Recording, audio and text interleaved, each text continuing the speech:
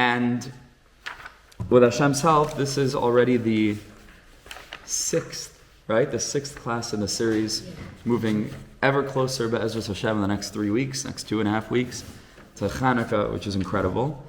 And we've made a lot of headway. B'chazei Hashem, I feel like we've done a tremendous amount. And tonight, with Hashem's help, we're going to try really to get into the heart and soul of it. So this is really a very important, hopefully, installment in the series.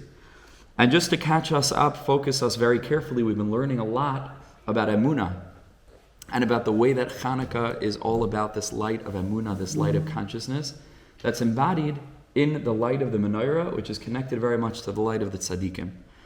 And without getting into all the details now, generally speaking, this has to do with prophecy, right? This has to do with a prophetic way of looking at the world, which is like the end of that road. But every single step along the way, a little bit a person looks at the world in a more imaginative way. A person's able to reframe, a person's able to look at the world through narratives of faith that fill a person's life with meaning and hope and optimism and joy and simplicity and tmimus and pshitos.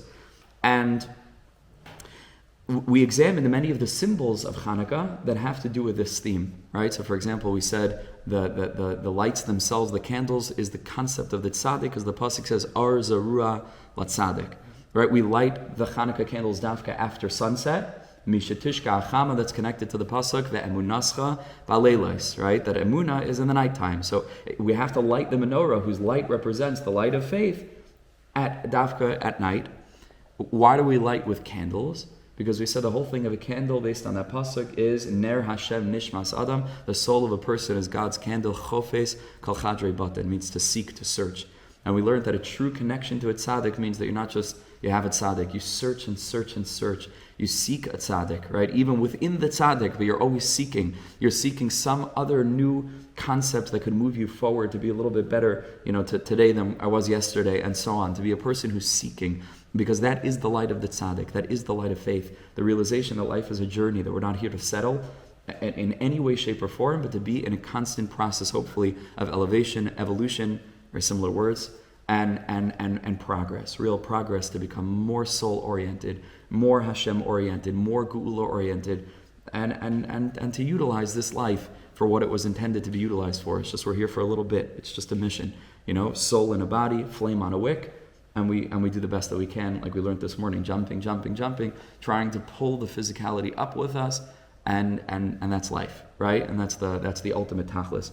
So that was that element as well. Generally speaking, we said that Hanukkah is all about Chanukas HaBeis HaMikdash, right? It's bringing us the light of the Beis HaMikdash HaShlishi, because this is the light of the second Beis HaMikdash that kept us going throughout our exile. We said that the windows of the Beis HaMikdash were constructed in a way where they were narrow on the inside, wide on the outside. The light went out to the whole world, and that light is the light in the realm of Nefesh, embodied in our tzaddikim throughout exile, right? Which the light is in the parallel realm of time, of Shana, with Shabbos, and in the parallel realm of space, of course, was the Beis HaMikdash. And ultimately, the final symbol that we learned, well, not the final, there are two others, I think. I could be leaving things out. I'm just trying to make a very quick, hopefully quick, kitzur, a summary, is that there are 36 candles of Hanukkah all the way through, cumulatively, right? Without the Shamish, there are 36, and that correlates to the 36 hidden tzaddikim who are shining in the world, the 36 hours of our Haganas, right? Of that light that was shining the 6 days of creation, that was hidden away. So there's a light in life, but you have to know how to access it, and the tzaddikim are teaching us how to be able to live life in such a way where we can access that hidden light. And then finally, the ultimate extent of Emunah is that this world was created. There's a creator. There's a conscious, loving creator who created the world, sustains the world, and is guiding the world from point A to point B, from Ani Rishon, right, which is just pure godliness before anything, to the stage of Ani Achron, right? And that's where things are going. Like Rav Kook writes, the whole progress or process of creation is like the letter U. Right? It's like it starts at a certain point, it descends, but only for the purpose of ultimately ascending back to that point. And something was gained in the meantime, because all of a sudden it's revealed that even in a realm of fragmentation, even in a realm of limitation, even in a realm of brokenness, is shining the light of HaKadosh Baruch Hu's unity, HaKadosh Baruch Hu's presence. That's the ultimate project of what this world is all about, and that is represented microcosmically in our own personal, individual lives. Right? And so each of us go through that own process as we start with our Kedusha as children, and then we take the journey through adolescence a little bit. We start to get accustomed to the ways of the world. We each experience our shattering, our brokenness. So we move from Tekiah into Shvarim Trua, right, which is another symbol for this. And then ultimately the purpose is to then seek, thanks for joining us, and to come back to a place of Tekiah, right? And not only Tekiah, but in the end it should indeed be a Tekiah Gedolah, right? And that it's somehow even higher than it was before. And that's the whole project of the world macrocosmically reflected in our own microcosmic human journeys as we go through life, and we try to get back that innocence that we had when we were children. We call it the lost princess in other contexts. We're trying to find that. We're trying to seek that and find that. But it could only be with a ner, with a candle of chipos. And we have to know what we're seeking is the flame of Emunah, is the hidden flame of Emunah that's dancing on the 36 candles of the menorah. And so that's why the word Hanukkah is connoting Chidush Ha'olam. Right? Hanukkah is to be mechanech something, right? Is to originate. And so that speaks to the way that the faith that we're talking about is correlated with the creation of the world, the inauguration of all of existence, right? That's the Nekudas HaChidush, and that's why, again, what's reflected in the light of the Beis HaMikdash that we're speaking about now in the context of the menorah that we have in our homes is reflected in the Tzaddik, but is also reflected in Shabbos. What Shabbos is literally this, right? That we stop every 6 days and we remember this world was created. We rest because God rested. What did He rest from? He rested from creating the world, right? And that's what all of Yiddishkeit is about, right? And that's why Shabbos is Tachlis Maaseh Shemayim Va'aretz. It is quite literally the encapsulation of the whole project of this worldliness, with all of the concealment and all the fragmentation and all the duality and all the brokenness, is just to give us the ability in sinking down from that Ani Rishon, down, is to find Hashem even here. And in so doing, we rise back up. It's Yerida, Litzarech, Aliyah, and ultimately going from the Tekiah in the beginning into Shvarim Trua, we rise back into a Tekiah Gedolah Shebegedolim, to the Shabbos HaGadol, to the true Shabbos to come, the Shabbos Shalas Lavai. So that was basically everything we learned in the first Maimer.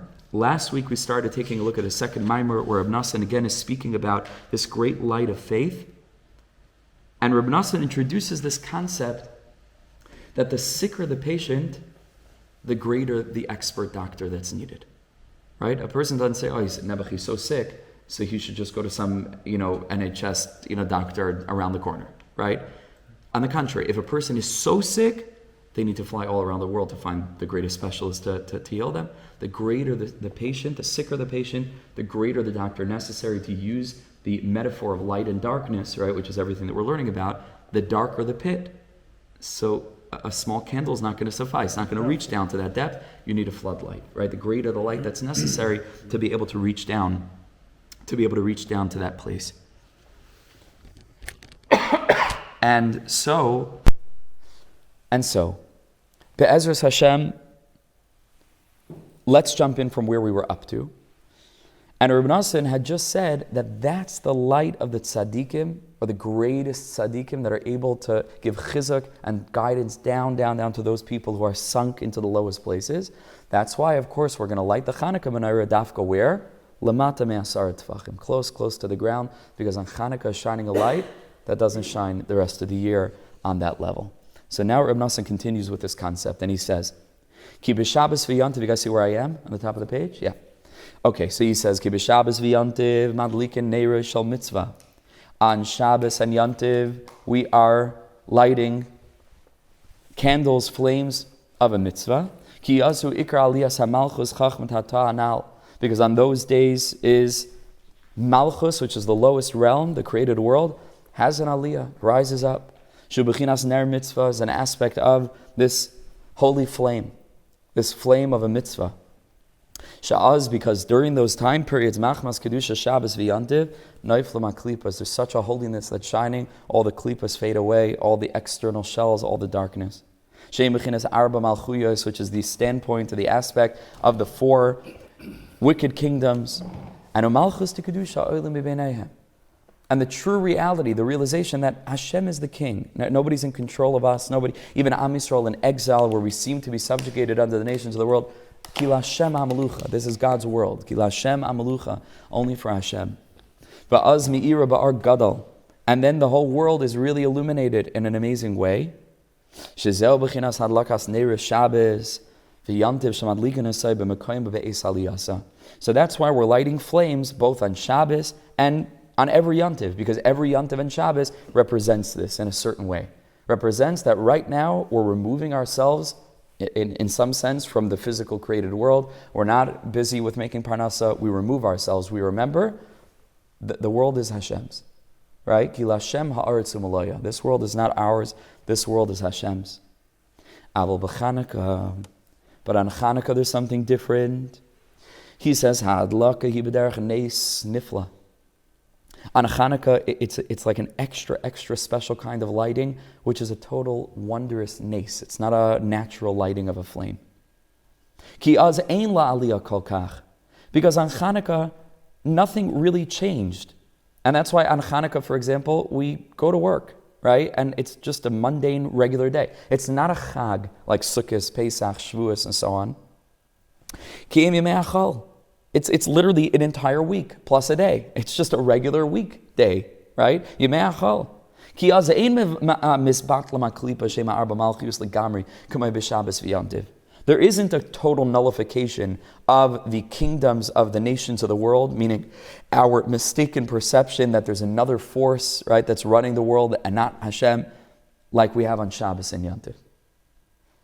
But v'afal pikin, even so, anamadlikin haner hakadosh hazeh shekolol kol hayichudim. Remember we said ner is inclusive, bigamatria of all the different Kabbalistic unifications of the highest names, the highest spiritual energies, all wrapped up into the Ner Chanukah, into the Rosh Hashanah of Lahadlik Ner Chanukah, Nachal, the most wondrous revelations of light. Dafka on Chanukah, and it's a Pele. Because you tell me that's about Shabbos, it's one thing. Shabbos, you're removed from the world, you're a Malach, or Yom Kippur, let's say, it's a different thing. Shabbos is a regular day. It's a regular weekday. Hanukkah is a regular weekday. Says Reb Nosson, Adarabba, no. Adarabba, Shu bechinas hamshachas hasagas alikus al yedei tzimtzumim. Because Hanukkah is all about finding a way to bring the greatest light specifically into the lowest place, specifically into the mundanity of the weekday. That Shabbos doesn't maybe need such a great light like Hanukkah. Because Shabbos is already a holy day in and of itself. But during these days of Hanukkah, the middle of the winter, the dark of the dead of the dark, where all the trees are barren and it's freezing cold and everybody's just sort of rushing to get inside a little bit and the world is dead, is frozen. So it's then that the greatest of all spiritual illuminations are being channeled down, particularly specifically then, because the sicker the patient, the greater the doctor. Right? The deeper the pit, the greater the light. And that's the light of Hanukkah. So he says, this is the aspect of what we spoke about earlier. Because the great tzaddikim, the great soul doctors, are drawing down the loftiest rectifications. They found a way to channel the greatest, deepest perceptions. They were able to reach people who nobody else saw any value in them. It's almost as if you could measure the greatness of a tzaddik by the lowliness of the people that still found a capacity to connect with them. The more you can go, the more you can value them. Pretty much. Right, pretty much. And it means that, wow, like if their light was so bright that they were even able to reach and touch the lives of people who might not have turned into greatest tzaddikim overnight. They're still with their challenges and they're still with their struggles, but they felt a kesher with this tzaddik. That's a great light. That's a great light. A person who's in the ivory tower, and the light reaches like maybe 3 floors down, not even down to the, still within the tower, and the elite of the elite of the elite feel the connection, but the standard Jew doesn't gain anything, so it's a light. But it's not the light of the soul doctor. It's not the floodlight that's able to illuminate the deepest pit, the deepest place. And that's why all the tzaddikim, going back to David HaMelech, right, who hung out, the psukim say, with the schleppers, with the beggars, with the simple people. The Baal Shem Tov, who loved simple Yidden more than the Baal Shem Tov, who valued them, who was able to connect with them, who gave them hope, like a Rabbi Nachman or Rabbi Nassim, was able to sit and play chess with the maskilim that everybody else chased out of the Hasidic courts. They were so nervous and scared of them, and maybe Rabbi Nachman was one of the first Mekarvim in that sense, like a pioneer of Kiruv, really. The Lubavitcher Rebbe, Milanu Gadol, who was able to sit with every single kind of Yid, and every Jew didn't feel threatened. On the contrary, they felt like they could come with all of themselves. That's a light. That's a light. That's something else. That's mamash something else. So there's a very specific kind of tzaddik who's shining such a great light that it's dafka able to reach down to that place, and it's able to reach people who other things are not able to speak to. And again, it's a bit counterintuitive, because you might think, no, the simpler the soul, so sort of give them anything. And no, mamish the opposite. People who don't know the Aleph Beis don't just need the Aleph Beis. They need the greatest lights of the secrets of the Torah in order to reach their neshamas. They need the greatest, deepest lights. And everybody says, give them the basics. We'll give them the basics also. But yeah, you have to shine a light into their soul. Mamish a light. Because it has to reach. It has to reach. And that's what we're going to learn is the conversation that's being had throughout the generations. And hopefully, if we get far enough, we'll get to this week's parsha. Parshas Vayeshev, in the machlokes between Yosef and his brothers. Let's see if we can get there. That would be wild. If we just so happen to get to that part in this week's parsha, it would be amazing. So he says, because of this incredible miracle of Hanukkah, we specifically... Oh, I skipped. I'm sorry. Go back a few lines. The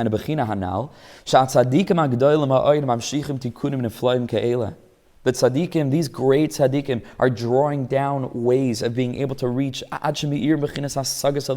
to bring down godly perceptions to the lowest levels. This is where we light the Hanukkah candles below 10 tfachim, and that the Gemara in Sukkah tells us,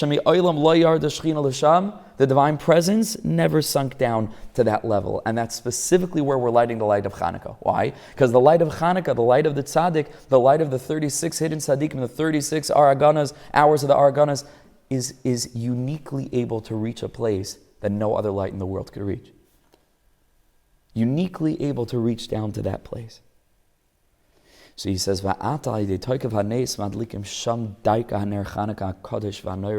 it's specifically there that we're lighting this awesome, holy flame of Hanukkah,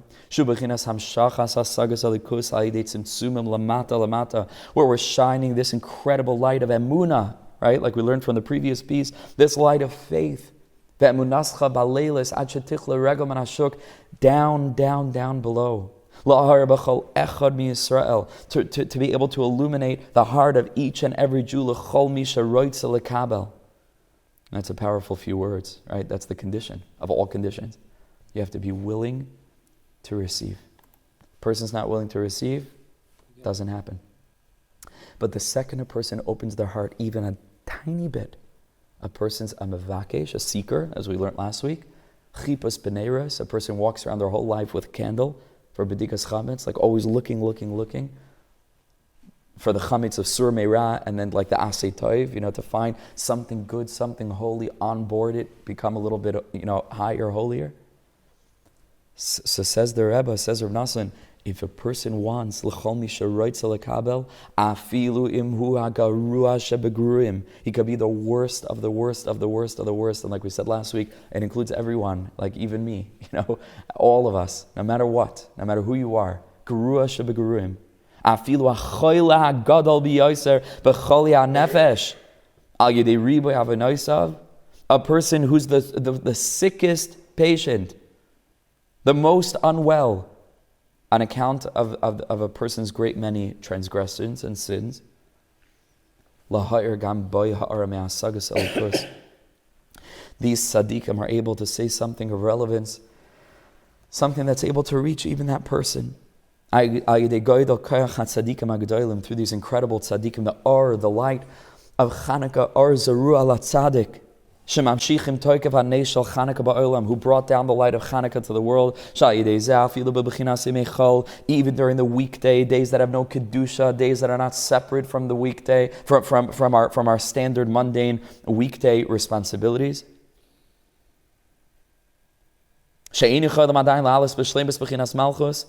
Those days aren't transformed because all of a sudden now it's Yantiv and it's like it's a completely different day. You change your clothing, everything's different. Nothing's different. It's a regular weekday.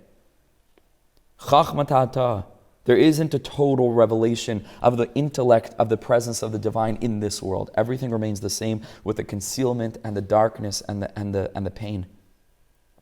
But these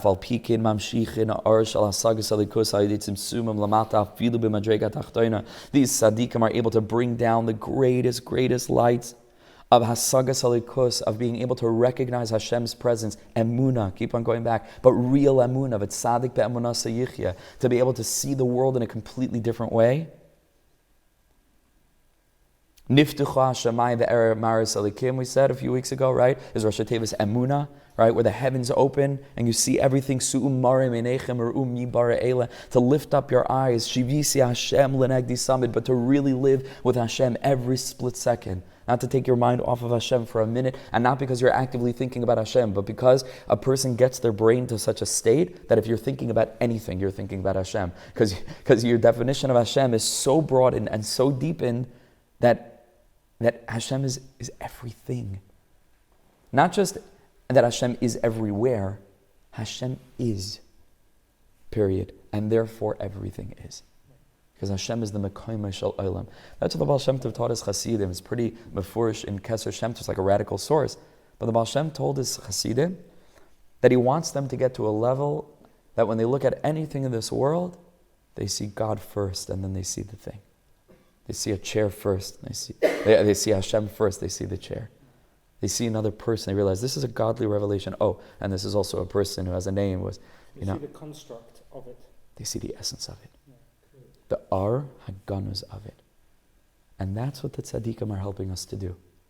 That's Shivisi Yud Kevav Kilenagdi Samid. But it isn't like this far out thing that you have to carry these 4 Hebrew letters and plant it in your mind or have it written down and you pull it out and Shivisi Hashem. It's not what it means. It means that anything that's Negdi Samid turns out is Shivisi as Hashem Lenegdi Samid, because Yud and Hey and Vav and Hey is the whole sum total of existence, bar none. And that's it's something similar to what we learned this morning in Keser Shem Tov. If you remember about the telescope, right? It's a very beautiful idea. The Baal Shem Tov says, without getting into it now, had to be there. No, I'm kidding. But not getting into it now. But the Baal Shem says, Aleph, Beis, Gimel, Dalet, Hey, Vav, Zayin, and so on until Taf, seems to be on the surface descending levels of spirituality. Because let's say Aleph is the highest, because it's literally one, and one is Hashem, one is Hashem, one is Hashem, right? And then you go to Beis, and then Beis to Gimel. So although they're connected, because like they're all part of the Aleph Beis, says the Baal Shem, there's a deeper way of looking at it where Beis is not something separate from Aleph. It's just 2 Alephs. It's still Aleph. Gimel is it's like its own construct, but it's 3 Alephs, right? Meaning the Aleph is always in it. And like we gave the mashal of a telescope, right? That on the one hand, sometimes we think, even from a Kabbalistic emanationist conception of creation, where it isn't just like, oh, God's up there and he created the world. Let's say, okay, it evolved from Elokus itself, so on and so forth, but it's still like an extended telescope, right? You can imagine like a telescope, so you pull out the first segment, and then the second segment is like, it's attached, right? They're interconnected, you don't pull it all the way out, but it's overlapping a millimeter, right? And then it carries on, and so on. But the Baal Shem Tov said the real way to think about it about the relationship between Hashem and the world and all the levels in between is a folded up telescope. Where that original, essential spirit of the Creator is within all of the other levels. It's here now, not all the way somewhere up there in some other realm. It's all folded up. So if you strip layer after layer after layer of the physical realm, you're gonna get to the essence all the way through. Amish. It's here. It's here. Hashem is the ikra v'sharsha dekula almin. Hashem is the root, is the source of all of existence. That means that if anything exists, it's because the presence of Hashem is in that thing, is in that place, is in that experience. And that includes everything. Every thought, every word, every action, every person, every place, everything. Every moment in time. Every question, every answer. Everything. That's Shivisi Hashem L'negdi Samet. That's Emunah. So the tzaddikim were able to bring this Emunah even down to the lowest places. Because of their great strength, they were able to illuminate and shine even on the lowest level. Again, because of their great level. I'm sorry, I skipped a line. I went back. Even in the lowest, the smallest levels. And in so doing, l'rapos, and to heal, because this is the healing. This is the great healing. Even the sickest patients, to heal them. And that's why these two pieces go together so nicely, because it's just an extension of the whole first drasha that we learned that's in a completely different part of Likutei Halachos. That's all about how Ner Hanukkah is the light of faith and so on. It's exactly this. And now we're just learning that light of faith is so powerful, and that tzaddikim that are shining that light of faith are so capable and illuminated that they're able to shine dafka into the lowest place, and not on a day that's a yontiv, but a day that's a weekday. Able to bring that illumination down into that place. Just going to make a bracha. Thank you so much. Baruch atah Adonai Eloheinu melech haolam shehakol niyeh b'dvarei. I really just come just for the tea. And also, once I'm here, I figure may as well teach. But really, this is, if I'm being honest, amazing. It is London after all, Although there's no milk in this. Only because I'm fleshik now. Okay. And this is the aspect of the pasuk. Gam ki elech begeitz al maves. Even though I walk in the shadow of death, the valley of the shadow of death, lo ira ra ki ata imadi. Through the light of the tzaddik, the light of Emunah, you'll find Hashem wherever you are. Gates al Maves. It's the light of Hanukkah. It doesn't turn the Gates al Maves into a big, beautiful mountain. It's still a valley, and it's still dark. Shadow, death. But lo yirara. I'm healed. Ki ata yimadi. Because I'll never fall into the mistake of thinking that I'm alone. And that's why Rabbi Nachman said, although they say the same thing from the Baal Tanya, so it's a bit of a collaboration, but I think it's true for both. Rabbi Nachman said, careful with this because it's a bit radical, he said, I took the venom out of the snake. He said, I took the venom out of the snake. The snake will still bite my Hasidim. People who walk in Rabbi Nachman's way, they sin like the next person, I could tell you, humbly. We're still susceptible. But the venom, gone. Let's define snake bite and venom. Snake bite, the Avera. Everybody's still got a Yetzer Hara. People will struggle their whole life. But the venom of despair, the venom of thinking that because I did A, B, C, or D, or said A, B, C, or D, or thought A, B, C, so now I have no hope. And I may as well give up. That's the venom. Because that's what the Yetzer Hara wants. The Yetzer Hara is not interested if a person does a favor here. That's not the point. The Yetzer Hara wants to get a person to fall into atzvus, into a hopelessness. That's what Amalek is. Asher karcha baderech, to cool a person off along every journey that they ostensibly are taking with their candle in hand, seeking a higher way of living, from the shackles of Mitzrayim to the redemption of Sinai. And that's where Amalek attacks us. Asher karcha baderech, to cool us off along the way. That's the venom. Or to put it in another mashal, which I've said before, getting caught in the spider web. That's the Avera. Okay, you're caught in the web. That's not the thing, though. The web is only there. Why? Because the spider intends to eat what gets caught in the web. All right? So doing the Avera is getting caught in the spider web. Giving up, despairing, is getting eaten by the spider. That's what the Yetzer Hara wants, and that's what the Chayzim Lublin said. That the Yetzer Hara is much, it's just a hechsher mitzvah / Avera of the Yetzer Hara to get a person to do an Avera, but that's not where it's at. To get a person to give up, to get a person to start to look at themselves in a sick, patient kind of way, like to become identified with our actions. To say, I am that, I am bad. I can never change. Like, this is where my limit is because, like, here's the proof, and this is what I've become. Right, like the Lubavitch Rebbe refused to call a hospital Beit Hillel. It's not a house for sick people. It's a Beit Refuah. What are we defining? This is where sick people are. It's not where sick people. There's no sick person. These are people on their road to healing. But we don't think of ourselves that way. We think we're sick. That's the venom of the Yetzer Hara. Says Rabbi Nachman, if you follow my path, and I'll teach you a little bit about Hashem's endless mercy, and about a little bit you'll start to understand this game. The ups and the downs and the dance with the devil and the whole thing. I took the venom is gone. Averis, you may still do. But you'll never, ever give up. Ein shum yish ba'olam klal. That much, we're not susceptible to anymore. That's what's called Shivisi Hashem Lenegdi. Someone just read this line and then we'll take a comment. Ulaраpois, and to heal afilu achoilim hagdoilim biyoser. Because what does it mean to be a chole? Is to be a person who's convinced by Amalek to look at the world in a certain way, but only because we look at ourselves in a certain way. Because these two things are exactly in tandem. If I no longer see the godliness in myself, you better believe I'm not going to find the godliness in the world, and vice versa. If I'm still discovering the soul of me, which is my neshama, beyond the body, and I recognize then there's hope that I might find the soul of the world, which is God.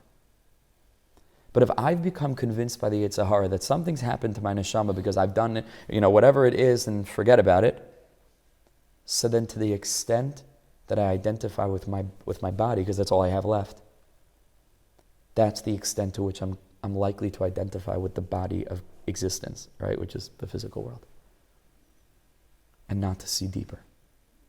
And that's what's called a chayla. That's what's called a person who's self-identifying, as a chayla. These are the pronouns, chayla, chola. I'm sick. That's it. And people identify this way. It's not on their Twitter, X feed, but every word they say says this. I'm a chola. I'm stuck.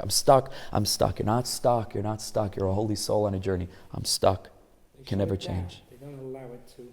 They feel shut down by the inner voices, which is the anti-tzaddik, as it were. Because Amalek is mamish in the klipa, is the impure contrast to the holy nation, to Am Yisrael, right? Because they are called rachis, we are called rachis. What's rachis? Rachis is the way you think, because the pasuk says rachis chachma.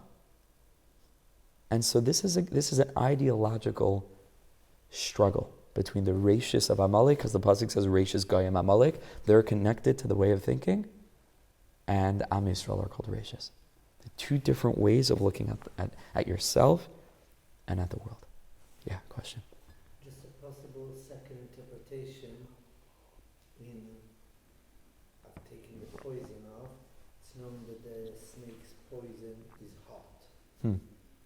So part of the bite of the snake is to introduce a heat, a hislavos in olam hazeh, a hislavos in the sin. It's not just about the sin, but get. So what he said is, okay, maybe the bite might be, but the koch, no, okay, so I'm human, I've done an avera. Beautiful. Don't get all, that's it, I have this, and I'm That going was to be in the... What's that? But by the Etzadas, Yeah. when there was like kind of, that was enough, and that kind of, that was it for... He said, it's not just eat, but it's so pleasure, you're going to become smart, you're going to become it, you're going to... That enjoyment in the avera also. So Rabbi Nachman says in Sichos Ra, just to bring a smach to what you're saying, it's slightly different. It's also very similar. But the Rebbe says, it's so easy for all of us, to do tshuva, because none of us really ever enjoy an avera. He says, like, once you know a little bit too much, it's like, you feel so guilty while you're doing it. It's like the enjoyment was so diminished that the tshuva is not all that difficult, So that's something similar. Okay, amazing. Fine, let's move. Able to heal, right? Even those people. Gam ki elech begeit salmavis lo yirara ki ati madabechinas ki eshav ba'choshech. Even when I sit in darkness, Hashem orli, or zarul at tzaddik. The same or, the or haganas. When ki eshav ba'choshech. When I'm in darkness and I'm struggling, Shemam shichana or shalas sagas alikus, the mata mi oimek ba'oimek hachoshech, deep into the darkness. Bechinas geit salmavis. Even in that place of the valley of the shadow of death, to be able to shine down and illuminate into the lives of even those who are low down. They can also recognize, no, you still have a connection, you're still shining, to heal them, and to rectify them, and to return them to Hashem. Okay, so here we go. This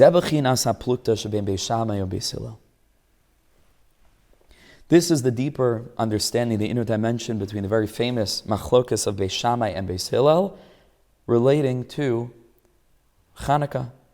Beis Shammai oimrim poiches v'hoilech. Beis Shammai is of the opinion that as Hanukkah carries on, you start with 8 candles the first night, and then each night you diminish. You take one away until the final night of Hanukkah you only have 1 candle. And of Beis Hillel, like we paskin, like Aimrim Moisef V'Hoilech. He says, no, you got to add. Got to add every night of Hanukkah. The joy is growing, the light is growing. You got to keep on adding. It kind of makes sense according to Beis Shammai because the light is diminishing. You get a superpower, and then as it comes along, we're losing power, right? Yes. Because it's coming to the end. Yes. So it kind of makes sense. There are so many different understandings and levels of interpretation. That's for sure one of them. For sure. Yeah, Keneged Pariyah Chag of Sukkot, right? That we go down and down and down with all of what that means, because why do we go down by the karbanos? Like you're hinging it on something that we have to know where that's hinged, and so you have to look in that sugya to find all the reasons for Pariyah Chag, and that. So it's a huge sugya. But let's see what Rav Nassan does with it in his inimitable, brilliant, deep way.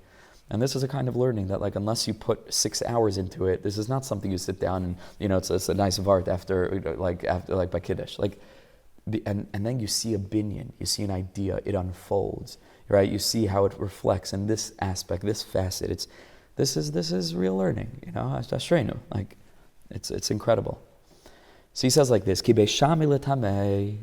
Beis Shammai is going according to his own reasoning. But more than his own reasoning, sometimes you find like a lishitasa, like he says an opinion here and an opinion there. In some way, these two opinions are connected. No. This is litamei, meaning this is an extension of Shammai's life perspective, his worldview, his hashkafas hachayim. Why? What do we know about Shammai? Shammai haya kapton. Shammai was a person who was incredibly rigid, severe, strict person. Like kapton from the word makbid, right? Person, how do you translate makbid? Particular. Excellent. Particular, exacting, right? Makbid. And the Gemara in Shabbos tells us that when somebody came to him and said, Gaireni, right, teach me the whole Torah regalachas, what did he do? He pushed them away, and he distanced them, and he had some sort of builder's stick, whatever it was, a lot of depth in that as well. He pushed them away. Because of his incredible humility. We spoke about the tzaddik's humility last week, right? Even though it doesn't look that way, but it's mamash bittel, afar ve'efer. Right. Through his great anivas, kirv and berachamim, he spent time with them, and he gave them the time of day, and he brought them clothes. Even though from one level it's like they were playing a joke. Like what is he doing? It's chutzpah coming Erev Shabbos, making him crazy. He's in his bathrobe. Like, what are you doing? Yeah. Right, and they said all this like crazy stuff. Like, who do you think you are? I come to the Gadol Adar, teach them all the Torah. Well, I stand on one foot. Like, what kind of game is this? And it's not a game. Like, what is this? But Afal Pikein Loy Dechafam. Hillel was able to look deeper and see that whatever game they're playing, it's just on the surface. There's something deep here. This person wants something. This person's a mavakesh. And in his great and awesome wisdom and humility, he brought them close. Beis Shammai, and therefore Beis Shammai, Shahayu Talmidei Shammai, who are an extension of Shammai's worldview, because of his great righteousness and his holiness. Again, he was so holy that he couldn't sink down, to like even relate to these people. It was just, and again, it's not like a bad thing. It's just a fact. He was a tzaddik who, because of his holiness, he didn't feel like that was his avodah. And he's going to sit in the Beis Medrash. He's going to give amazing shiurim and whateber and b'chayshim mishpat, let's say. But this is not for him. Inspire just The top guys in the yeshiva. Certain personalities can't. That's right. Wasn't able to handle those people who were distant, dirtied. For this reason, right? And if the captain is malamed, it's to a certain kind of student, but there are going to be students that fall outside the rubric, apparently. So listen carefully. He says, this is pshat, that Beis Shammai, who are an extension of the hashkafa of their Rebbe Shammai, teach, al kein amru, poiches v'hoilech. They say, start with 8, every night of Hanukkah go down 1, whereas Beis Hillel says, start with 1, and every day go up 1. Why? Ki Beis Shammai and Beis Hillel shneihem moedim, because both Beis Shammai and Beis Hillel are going to have to agree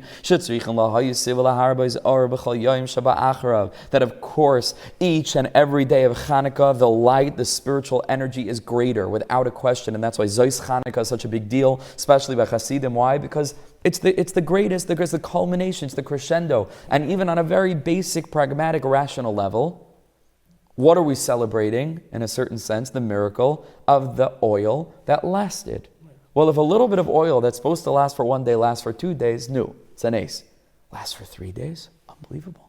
Lasts for 4 days? The nace gets bigger and bigger and bigger. It's less and less likely, and therefore it's more and more miraculous. And anything that's expressing itself in the physical realm, in this case with a little jar of oil that lasts, means that Baruch Nias, there's a Gilui Elokus, there's a revelation of God's presence, there's a revelation of the suspension of the apparent strictures of nature, that all of a sudden, it's a portal that opens up to the realization that this world is not what it seems.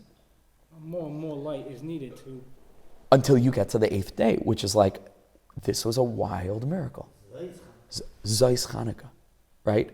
So both Beis Shammai and Beis Hillel agree that every subsequent day of Hanukkah, the miracle is getting bigger and bigger and bigger. And therefore, theoretically, there should be greater light, right? Hinting to, or aligned with the increasing revelation of spiritual light that's manifesting in the nace, right? That each and every day of Hanukkah, the oil lasted yet another day.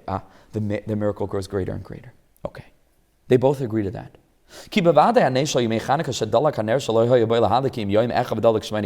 Certainly this miracle of the days of Hanukkah, where a little candle, a little bit of oil that was only supposed to last for 1 day and it lasted 8 days. Certainly each subsequent day the miracle is greater. Certainly, every subsequent day, you need a greater light, you need a greater light, you need a greater light, that's for sure. But Beis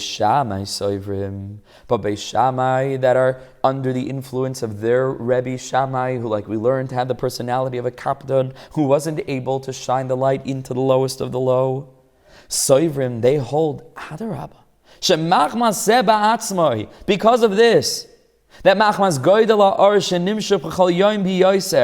because of the light of the miracle that's growing greater and greater each subsequent night of Hanukkah, because of this they hold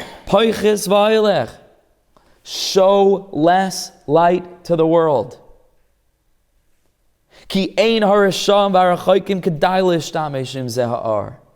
Because the greater the spiritual illumination, the less you're making it available to people who aren't, they have no business accessing this light. And so the deeper the secrets of the Torah, the deeper the teachings, the deeper, keep it for the elite few. The deeper the teachings, an even more hyper-specific elite, within the elite. So Beis Shammai agrees that the miracle gets greater and greater, and therefore the spiritual light is greater and greater. Beis Shammai says, good. The greater the light that's being revealed, you take one candle away because the world is not ready for it. You see? So the first night, the miracle is a little bit. So you start with 8. Yeah, sure, everybody can learn, Mishnayos, like everybody can learn, whatever, it's just the basics. You go a little bit more panemius, better take one light away. Only for big Kabbalists. Even more panemius, the creme de la creme, and so on. Until Zeis Hanukkah, one candle. Because Shammai is a captain. We don't show this light to just everyone. Okay, in Sham Rabbi Sinazal like Chazal said the Gemara Chagiga Shara HaKadosh Baruch Hu, that HaKadosh Baruch Hu saw about the Araganuz she'eina oilam kedai le'ishtamish ema shel shivas and ve'bereishas v'amar gunazel at tzadikim. Hashem hid the light. So these lights of Hanukkah, the 36 candles, are the light of the Araganuz, the 36 hours that the Araganuz shown in the world. So therefore, Al Kainhim Soivrim, so Beis Shammai holds, Shagam Ata, this is the way it is today as well. Kishat Tzadikim Esigan Ar Gadol, when we have the Ar Zarul at Tzadikim, and the Tzadikim are accessing greatest perceptions of spirituality, you got to hide that light. Can't show it to the world. The greater the light that's being accessed, to that degree, you got to hide it. So that the wicked, that people are distant, should not be able to access it at all. This is the aspect of Peiches V'Hailech. Why, if Shammai is so against, obviously, revealing the light to the people that don't deserve it, right, then why reveal the light altogether? Because they will get a certain access to it, won't they? A certain access he's willing. But especially Hanukkah, which is all about pursuing Nisa, it's like for the people who are passing by in the shuk, right, which is always a metaphor for people on the outside, people on the chutz, right, in the shuk. So he's willing to show them without bringing it down and then kind of separating who can, who can't. Yeah. But I think that having all 8 candles lit the first night is not necessarily a revelation of all the lights. It's like turning up the volume on night 1. Right. You understand? So it's like, and that's okay. Meaning the light of, and then diminishing every other night. Got to turn the volume lower. Until the last night, it's just a tiny whisper. For people who have such good hearing that they're able to access it, and everyone else, forget about. So here we come to Beis Hillel. Aval Beis Hillel, Shehemi Talmidei Hillel, who are the spirit of Hillel Hazaken, Sheya Isaac Lekariv Arachaikim Ha'oid, who was busy all the time bringing close the people who were distant. Al Kain Azli L'Tamaihu, they go in accordance with his reasoning, and you know what they say? And this is of course the derech of the Baal Shem, and of course this is the derech of Rabbi Nachman, and this is the derech of the Lubavitcher Rebbe, and the Bnei Saschar, and the Ramchal, and everyone, is this. They say, no. Moisef Hailech. You got to add. Ki adarabba, on the contrary, kol mashat tzadikim amshichin ar gadol v'noisef v'yoser, the greater the tzaddik and the greater the light of faith that the tzaddik is able to access, and wherever he's accessing this, and the greater the giluyim that are coming down into the tzaddik's heart and mind throughout history as we get closer and closer to the ikvus of the Mashiach, to the end of time. We have to reveal this light. We have to make use of this light because it's a floodlight. So you don't go running around shining the floodlight on a little dip in the ground. You find the greatest ditch and you shine that light down to the bottom of the pit. and you illuminate, you utilize the light. We need to use the light of Hanukkah to light up the whole world. Because now we have a tool, now we have some kind of weapon to use to be able to reach the people who are the most distant. If the Kiruv organizations would just stop for 2 seconds and just learn this mimer, it would change the methodology 1 billion%. So Chabad already is doing this in their own unique way. But I'm telling you, this is what people need to be learning. Give them R, give them R. Not the basics. Give them Panemius, Sheba Panemius, Sheba Panemius. This is the sheet of Hillel. This is what we paskin like. Moisef ha'olech. We have tools. We have such incredible tools. The loftiest conceptions of divinity and the deepest definitions of spiritual concepts that are the most relatable, especially to our generation. The people are ready for it. Give it to them. Give them the deepest.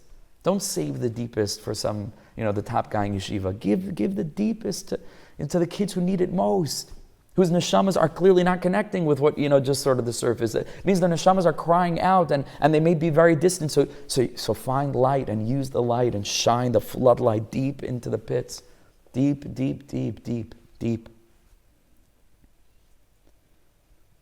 Right? This is how it's done. To shine down into those who are on the very, very lowliest level. To be able to heal the hearts and the minds of those who are stuck, who are trapped in a worldview where they feel there's nothing more to life than meets the eye. What a tragedy. Who are using their koach hamedame, like in the way of the dimyon of the Yetzer Hara, to think that this is all there is. To look themselves in the mirror and think that there's nothing more to themselves than fill in the secular blank. Like whatever they think they're going to accomplish and how much money they'll make and how prestigious their salary, their position will be and honor and kinah, taiva and kavod and the rest of it. And what a shame. What a shame. We're degrading ourselves. We don't realize what we can be, not as individuals and not as a community and not as a nation and not as a humanity and not as an existence. We could do it. We just need dreamers. Ultimately, it's perspective, right, between Beis Hillel and Beis Shammai. And Beis Shammai, which we're going to use his opinion or his perspective when Mashiach comes, because we will all be ready for it. Right. Yeah, I guess. We're not ready for his opinion, therefore we can't go in that way. Yeah. Yes, on that level, it'll be okay to go like Beis Shammai because there will be no more rechakim. Like everyone will be. That's right. Right?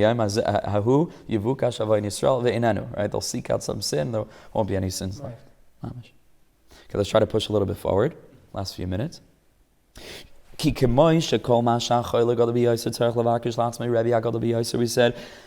just like the sicker the patient, the soul patient, you have to seek out the greatest Rebbe ever, or the greatest. And the same is true in the flip side. The greater the tzaddik, so the more that he rises to a higher spiritual perception, use it. Don't keep it for yourself, right? He's got to go out and find people, to use this light to shine it down into their souls, give them hope, give them faith in themselves, in the world, in humanity, in history.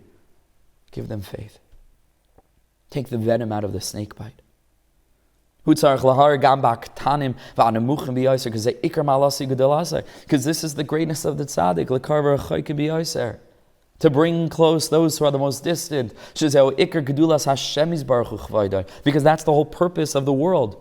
That's what brings Hashem the greatest kavod. That even here in the place of Shvarim Trua, you're able to find Achdus. Even by those people who are the most distant, and even they are able to come close to Hashem. Kavalt, right? Amazing. Like we wrote elsewhere. Because certainly there are layers of Kabbalah that it's not for everyone. That's obviously true. A person gets to really lofty levels. So you have to filter it. Obviously you have to filter. You're not pulling people off the street and start teaching them Yehudim. Right? So obviously there's going to be a filtering system because the world is not ready to use them. See, he says, fine, but find a way. This is what the Baal Shem Tov did.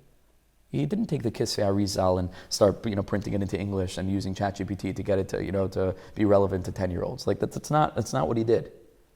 He took the essential messages and brought them down into stories, into short little concepts, into ways of reading Psukim that the simplest Jew could onboard, and it's filled with the light of the Ari, which is filled with the light of the Zohar, which is filled with the light of the Sefer Yetzirah and everything.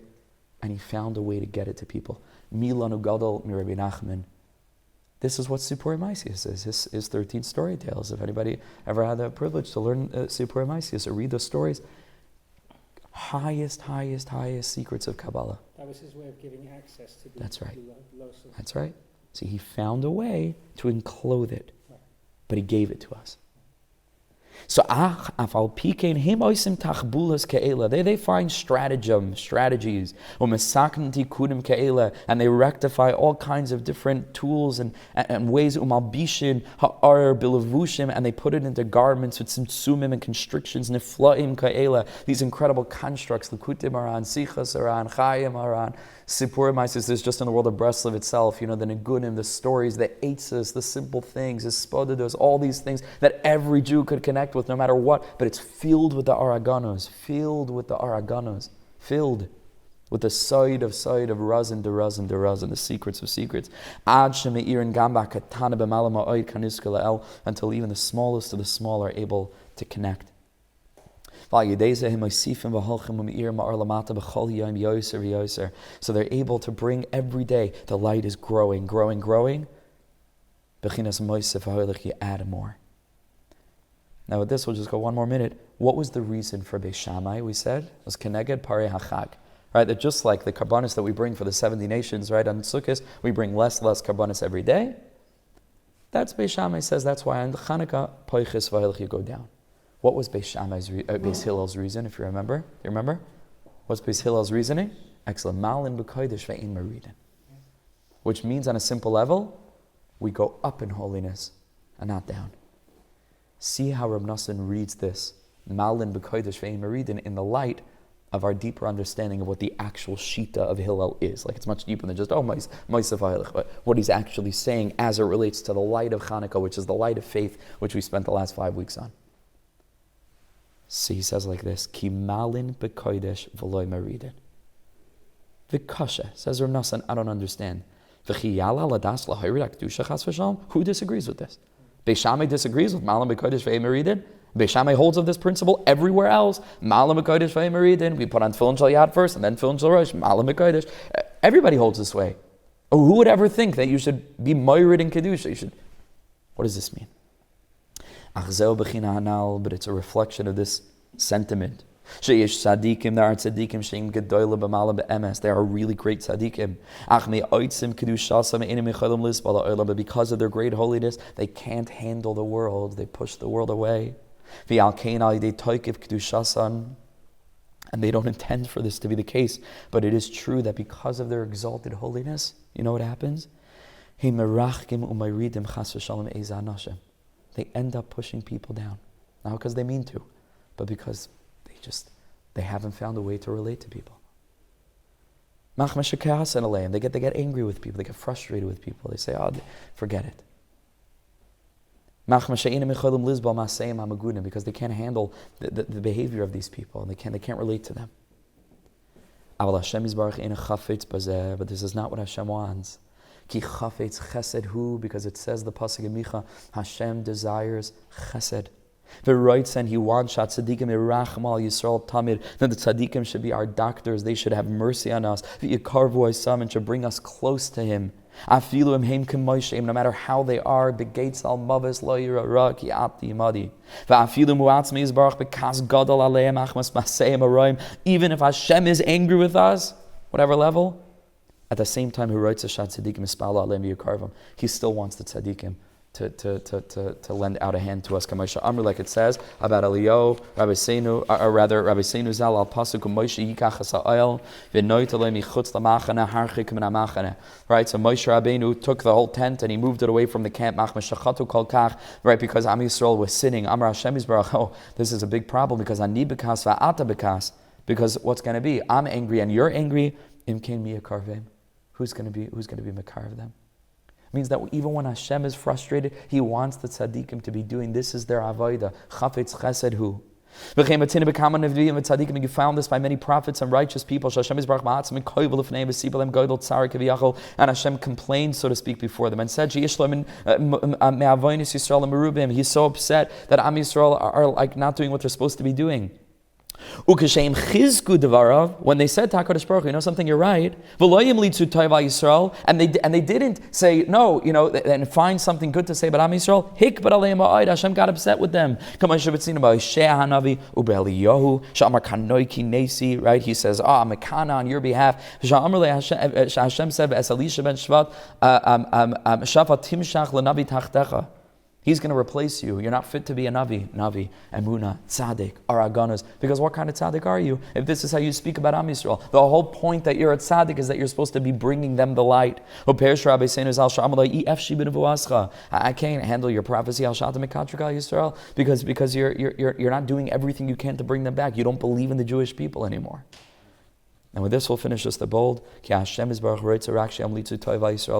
that we should be saying good about the Jewish nation. Have mercy on them. Even the people are distant, to care deeply, to do everything we can to reach them. Like Moshe Rabbeinu,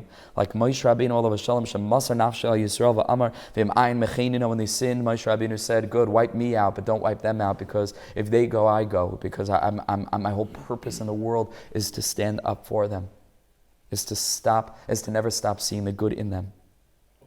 Zebechinas, he says, this is Hillel. The sheet of Hillel that holds Malin that holds Moisef Ha'ilech, is because Malin B'Kodesh. That B'Kodesh, the holier that Tzaddik becomes, Malin B'Kodesh. Make sure in your holiness you're bringing people up. V'loi meridin, don't push people away in your holiness. Totally different way of reading it. Not Malim B'Kodesh, that in Kedusha you go up, you don't go down. It's much deeper. When you rise in holiness, B'Kodesh, make sure that you're Malim. Bring people with you. Ve'ein Moiridin, don't push people down. More accurate. In a certain sense. It doesn't say oilim b'kedusha, but ma'alim. We uplift. Bring others up. Ma'alin, beautiful, in plural. Shekol mashamagienu bayin b'kodesh yoser v'yoser. The greater a person rises, you see how great Hashem is, how present Hashem is, how loving Hashem is. Bring people up with you. Don't push people away. You're so holy, pushing people down. Not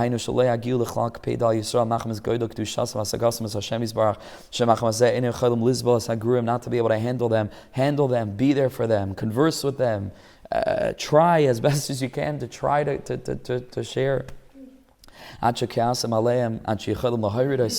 Can bring them down. That this is the Shita of Beis Shammai.